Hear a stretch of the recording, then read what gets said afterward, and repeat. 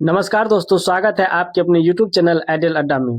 दोस्तों, आज की वीडियो में हम लोग डिस्कशन करेंगे घटना चक्र के बीपीएससी पूर्वावलोकन का लाइन बाय लाइन इसमें अध्ययन करेंगे। यदि आप किसी भी एग्जाम की तैयारी कर रहे हैं तो वीडियो शुरू से लास्ट तक जरूर देखिए। यह बुक सभी एग्जाम के लिए बहुत ही ज़्यादा उपयोगी है। तो चलिए दोस्तों, स्टार्ट करते हैं। आज का हमारा टॉपिक है विश्व का भूगोल। वर्ल्ड ज्योग्राफी का टॉपिक इसमें रखे हुए हैं। इसका जितना भी महत्वपूर्ण प्रश्न है, सारे प्रश्न का जो है लाइन बाय लाइन डिस्कशन करते चलेंगे। तो आज का पहला प्रश्न है, निम्नलिखित में से कौन सा सौरमंडल का भाग नहीं है? इसमें से है कौन सौरमंडल का भाग नहीं है? तो ये निहारिका जो है सौरमंडल का भाग नहीं है। निहारिका सौरमंडल का भाग नहीं है। सौरमंडल का निर्माण लगभग 4.6 बिलियन वर्ष पूर्व में हुआ था। कब हुआ था? तो 4.6 बिलियन वर्ष पूर्व में हुआ था। सौरमंडल में सूर्य, जिसको सूर्य को हम एक सूर्य क्या है, एक तारा है, और ऐसे खगोलीय पिंड सम्मिलित होते हैं जो गुरुत्वाकर्षण बल द्वारा उससे जुड़े रहते हैं। इनमें ग्रह है, बौने ग्रह है, प्राकृतिक उपग्रह है, क्षुद्र ग्रह है, उल्काएं हैं, धूमकेतु हैं और खगोलीय धूल आदि शामिल है। जबकि निहारिका सौरमंडल का भाग नहीं है। तो इस ऑप्शन में जो है निहारिका सौरमंडल का भाग नहीं होगा। नेक्स्ट क्वेश्चन है, सौरमंडल का प्रधान आकाशीय पिंड कौन सा है? पृथ्वी, बृहस्पति, शनि, सूर्य। उपर्युक्त में से कोई नहीं, उपर्युक्त में से एक से अधिक। इसका राइट ऑप्शन हो जाएगा सौरमंडल का प्रधान आकाशीय पिंड कौन सा है? तो ये प्रधान आकाशीय पिंड है सूर्य। ऑप्शन नंबर डी सूर्य। सौरमंडल का प्रधान आकाशीय पिंड सूर्य है और सूर्य सौरमंडल के केंद्र में स्थित होता है। सूर्य जो है सौरमंडल के केंद्र में स्थित होता है। नेक्स्ट क्वेश्चन है, वैज्ञानिकों जिन्होंने सर्वप्रथम खोज की कि पृथ्वी सूर्य के चारों ओर घूमती है थे कौन थे? न्यूटन, डाल्टन, कोपरनिकस और आइंस्टीन। सबसे पहले किसने बताया था कि पृथ्वी सूर्य के चारों ओर घूमती है? तो इसका राइट ऑप्शन होगा option number C, Copernicus. Copernicus ने सबसे पहले बताया था कि पृथ्वी सूर्य के चारों ओर घूमती है। 1514 ईस्वी में हस्तलिखित निबंध जिसे कॉमेंटेरियल्स यानी लिटिल कमेंट्री में कोपरनिकस ने उस सिद्धांत को प्रतिपादित किया। किस में किया? तो ये भी प्रश्न पूछा जा सकता है। कॉमेंटेरियल्स में दिया था, जिसको हम कहते हैं लिटिल कमेंट्री में कोपरनिकस ने उस सिद्धांत का प्रतिपादित किया था जिसमें कहा था कि सूर्य ब्रह्मांड के केंद्र में है और पृथ्वी उसकी परिक्रमा करती है। उल्लेखनीय है कि ये 6वीं शताब्दी ईस्वी के प्रसिद्ध भारतीय खगोलविद वराहमिहिर ने इससे लगभग 1000 वर्ष पूर्व यह बता दिया था। इससे लगभग 1000 वर्ष पूर्व जो है वराहमिहिर ने भी बताया था कि सूर्य जो है पृथ्वी जो है सूर्य की परिक्रमा करता है। बता दिया था कि चंद्रमा पृथ्वी की परिक्रमा लगाता है और पृथ्वी सूर्य की परिक्रमा करती है। वराहमिहिर बताया, लेकिन वराहमिहिर ने लिखित रूप से कोई साक्ष्य नहीं दिया, इसलिए उसका नाम ज्यादा नहीं लिखित रूप में नहीं अवेलेबल है। लेकिन इसने कोपरनिकस ने लिखित रूप में दिया, तो इसका बुक इसमें लिखा था, इसमें लिटिल कमेंट्री में ये बोला था कि सूर्य ब्रह्मांड के केंद्र में है और पृथ्वी उसकी परिक्रमा करती है। नेक्स्ट क्वेश्चन है, हमारी आकाश गंगा के केंद्र की परिक्रमा करने में सूर्य को समय लगता है। कितना लगता है? 5 करोड़ वर्ष, 10 करोड़ वर्ष, 20 करोड़ वर्ष, 25 करोड़ वर्ष। हमारी आकाश गंगा के केंद्र की परिक्रमा करने में सूर्य को समय लगता है कितना? तो 25 करोड़ वर्ष। ऑप्शन नंबर डी इसका सही होगा, 25 करोड़ वर्ष। हमारी आकाशगंगा के अनेक तारों में से एक है। हमारी आकाशगंगा के अनेक सूर्य जो है, हमारी आकाशगंगा के अनेक तारों में से एक तारा है सूर्य। गैलेक्सी में स्थित प्रत्येक तारा इसके केंद्र गैलेक्टिक सेंटर की परिक्रमा करता है। केंद्र के निकट के तारों को केंद्र से दूर की तारों की अपेक्षा परिक्रमा में कम समय लगता है और सूर्य गैलेक्सी के केंद्र से अपेक्षाकृत क्या है? दूर है। गैलेक्टिक केंद्र से लगभग 4.94 केपीसी या 25.896 लगभग 25,000 प्रकाश वर्ष की औसत दूरी तथा 60 से 20 किलोमीटर प्रति घंटा औसत गति के कारण सूर्य को एक परिक्रमा करने में लगभग 22.5 से 25 करोड़ वर्ष लगते हैं। परिक्रमा का यह अवधि ब्रह्मांड वर्ष यानी कॉस्मिक ईयर कहलाती है। परिक्रमा का यह अवधि क्या कहलाता है? यह ब्रह्मांड वर्ष कहलाता है या कॉस्मिक ईयर कहलाती है। अतः निकटतम विकल्प के रूप में विकल्प डी जो है क्या है? सही है, यानी 22.5 से 25। तो लगभग निकटतम में 25 आता है, इसलिए इसको 25 सही मान लिया गया। नेक्स्ट क्वेश्चन है, हमारे अंतरिक्ष में कितने तारामंडल है? हमारे अंतरिक्ष में कितने तारामंडल है? तो हमारे अंतरिक्ष में है कितना तारामंडल, तो ये 88 तारामंडल है। इंटरनेशनल एस्ट्रोनॉमिकल यूनियन IAU के अनुसार अंतरिक्ष में लगभग 88 तारामंडल है, जिसमें से अधिकांश को दक्षिण गोलार्ध से ही देखा जा सकता है। जिसमें अधिकांश को कहाँ से देखा जा सकता है, दक्षिण गोलार्ध से देखा जा सकता है, ऐसे हम नहीं देख सकते। नेक्स्ट क्वेश्चन है, जिस तारामंडल के तारे ध्रुव तारे की ओर संकेत करते हैं वह क्या है, सप्तऋषि, मृग, वृश्चिक और वृष। तो ये होता है सप्तऋषि। जिस तारामंडल के तारे ध्रुव की ओर संकेत करते हैं उसको क्या कहते हैं, सप्तऋषि कहते हैं। ध्रुव तारा पोलरिस का संकेत सप्तऋषि तारामंडल से प्राप्त होता है। नेक्स्ट क्वेश्चन है, ग्रह जिसका कोई उपग्रह नहीं है वह कौन है, मंगल, बुध, नेपच्यून, प्लूटो। इसमें किसको उपग्रह नहीं है, तो बुध को उपग्रह नहीं है। और कौन है, तो सौर मंडल में केवल 2 ग्रह ऐसा है, सौर मंडल में केवल 2 ग्रह ऐसा जिसके पास क्या है, उपग्रह नहीं है। वो है बुध, जिसे हम लोग इंग्लिश में मरकरी कहते हैं, और शुक्र जिसे वेनस कहते हैं। इसके पास कोई उपग्रह नहीं है। मंगल के 2 उपग्रह है और नेपच्यून के 14 ज्ञात उपग्रह, जिनमें टिट्रॉन एवं नेरिड प्रमुख है। वर्ष 2006 में इंटरनेशनल एस्ट्रोनॉमिकल यूनियन ने प्राग सम्मेलन में प्लूटो को ग्रह की श्रेणी से क्या कर दिया, बाहर कर दिया। प्लूटो को ग्रह की श्रेणी से कब बाहर किया, तो 2006 में बाहर कर दिया। नेक्स्ट क्वेश्चन हमारा अब, सौर मंडल का सर्वाधिक गर्म ग्रह कौन है, सौर मंडल का सर्वाधिक गर्म ग्रह कौन है, बुध, शुक्र, मंगल, पृथ्वी। तो सबसे गर्म कौन है, तो ये शुक्र है। सौर मंडल का सर्वाधिक गर्म ग्रह शुक्र है, जिसका माध्य तापमान लगभग 464 डिग्री सेल्सियस है। इसका शुक्र का माध्य तापमान कितना है, तो 464 डिग्री सेल्सियस है। नेक्स्ट क्वेश्चन है, इवनिंग स्टार किस ग्रह को कहा जाता है, इवनिंग स्टार मंगल, मार्स को, बृहस्पति, जुपिटर को, शुक्र, वेनस को, शनि, सैटर्न को। तो इसका राइट ऑप्शन होगा, ये कहा जाता है इवनिंग या मॉर्निंग स्टार शुक्र को। शुक्र को सुबह का तारा यानी मॉर्निंग स्टार और शाम काल का तारा इवनिंग स्टार कहा जाता है। मंगल को लाल ग्रह कहा जाता है और बृहस्पति सौरमंडल का सबसे बड़ा ग्रह है। बृहस्पति सौरमंडल का क्या है, सबसे बड़ा ग्रह है, जबकि शनि के साथ बृहस्पति, अरुण और वरुण वलयों से युक्त ग्रह है। वलयों से युक्त ग्रह कौन है, शनि, बृहस्पति, अरुण एवं वरुण, ये वलय से युक्त ग्रह है। पृथ्वी तक पहुंचने के लिए सूर्य से चला प्रकाश समय लेता है लगभग, सूर्य का पृथ्वी तक पहुंचने के लिए सूर्य का प्रकाश कितना समय लेता है, 8 सेकेंड, 1 मिनट, 8 मिनट, 24 मिनट। तो इसका सही ऑप्शन होगा ये 8 मिनट लेता है। सूर्य से चला प्रकाश पृथ्वी पर पहुंचने में लगभग 8 मिनट 19 सेकेंड का समय लेता है।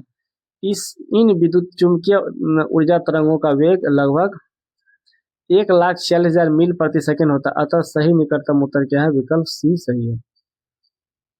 यानी कहीं कहीं 8 मिनट 20 सेकेंड भी रहता है, तो लेकिन 8 मिनट दिया अप्रोक्स, तो ये अप्रोक्स हम आंसर इसका ले सकते हैं। नेक्स्ट क्वेश्चन है, पृथ्वी को सूर्य की परिक्रमा करने में लगते हैं, पृथ्वी को जो है सूर्य की परिक्रमा करने में कितना दिन लगता है, 365 दिन, 365.25 दिन, 365.50 दिन, 365.75 दिन। तो इसका राइट ऑप्शन हो जाएगा ऑप्शन नंबर बी, 365.25 दिन लगता है। पृथ्वी को सूर्य की परिक्रमा करने में लगभग 365.25 दिन यानी 365 दिन 6 घंटे 9 मिनट और 9.51 सेकेंड लगता है। अगर एग्जैक्ट डेट पूछेगा दिया होगा 365 दिन 6 घंटे 9 मिनट 9.51 सेकेंड। इसे सौर वर्ष कहा है, क्या कहा था, सौर वर्ष कहा था। सौर वर्ष में सौर वर्ष को ट्रॉपिकल वर्ष भी कहा था। ट्रॉपिकल वर्ष एक बसंत विषुव वर्नल इक्विनॉक्स से दूसरे बसंत विषुव के बीच समय के बराबर होता है। ट्रॉपिकल वर्ष सामान्यतः 365.25 दिनों का होता है। सामान्यतः कैलेंडरों में प्रयोग होने वाले वर्ष को ट्रॉपिकल वर्ष कहते हैं, जिसमें 365 दिन 5 घंटे और 48 मिनट रहता है। और वर्ष 2000 में समान वर्षों की तुलना में लगभग 5 मिनट की बढ़ोतरी दर्ज की गई। इसमें 365 दिन 6 घंटे और 13 मिनट लगभग 9 मिनट के स्थान पर अब 53.26 सेकेंड यानी 9.51 सेकेंड के स्थान पर की गणना की गई है। ऐसे वर्षों में परिवर्ष यानी एनोमेलिस्टिक ईयर्स कहते हैं। 2 क्रमागत उपसौरों के बीच के समय को परिवर्ष एनोमेलिस्टिक ईयर कहा जाता है। पृथ्वी की परिभ्रमण करती हुई प्रति मिनट करीब करीब कितनी दूरी तय कर लेती है, पृथ्वी परिभ्रमण करती हुई प्रति मिनट करीब कितनी दूरी तय कर लेती है, तो ये है 49 किलोमीटर, 59 किलोमीटर, 69 किलोमीटर और 79 किलोमीटर। इस प्रश्न को स्टार माना गया था बीपीएससी के द्वारा। तो इसमें आगे डिस्कशन देख लेते क्या है। तो कह रहा पृथ्वी की विषुवत रेखा की परिधि लगभग 40,090.28 किलोमीटर है। इस दूरी को पृथ्वी पर अपनी धुरी पर 23 घंटे 56 मिनट में तय कर लेती है। अर्थात पृथ्वी परिभ्रमण की गति लगभग 1670 किलोमीटर प्रति घंटे है, और इस आधार पर प्रति मिनट पृथ्वी की गति लगभग 1670 किलोमीटर प्रति 60 मिनट यानी 27.8 किलोमीटर प्रति मिनट होगी। किसी विकल्प में ऐसा उत्तर नहीं दिया गया, इसलिए इसको स्टार मान लिया गया था बीपीएससी के द्वारा।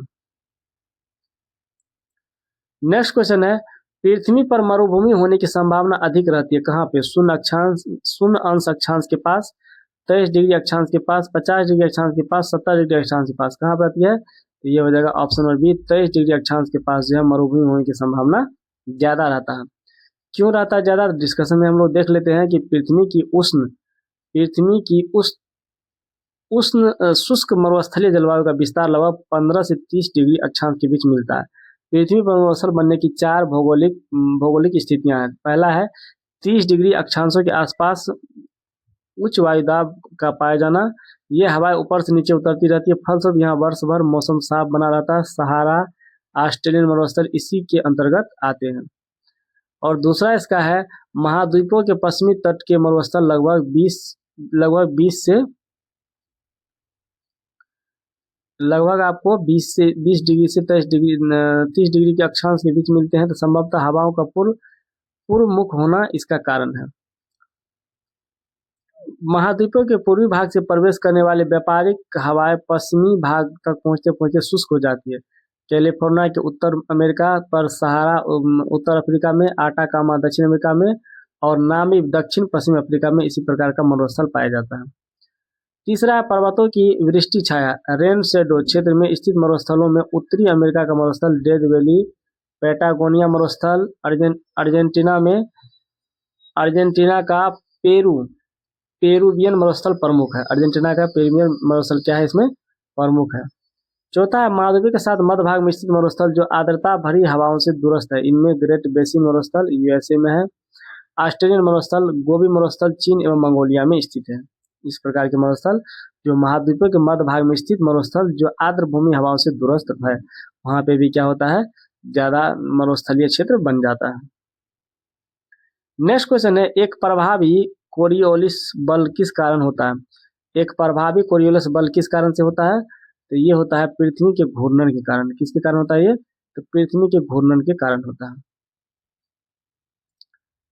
नेक्स्ट क्वेश्चन है, धरातल इसका डिस्कशन देख लेते हैं। धरातल पर प्रवाहित हवाओं की दिशा वायु दाब तथा पृथ्वी की घूर्णन गति द्वारा निर्धारित होती है। पृथ्वी की अक्षीय गति से उत्पन्न विक्षेपण बल के कारण हवाओं की दिशा में विक्षेप हो जाता है।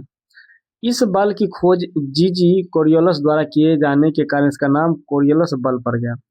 इस प्रकार दिए गए विकल्पों से एक प्रभावी कोरियोलस बल का कारण पृथ्वी का घूर्णन है। प्रभावी कोरियोलस बल का प्रमुख कारण क्या है? पृथ्वी का घूर्णन है। नेक्स्ट क्वेश्चन है, सौर मंडल का सबसे बड़ा ग्रह कौन है? पृथ्वी, मंगल, बृहस्पति, शनि। तो सौर मंडल का सबसे बड़ा कौन ग्रह है? तो यह है बृहस्पति। अब हम देख लेते हैं कौन ग्रह आकार के अनुसार क्या है।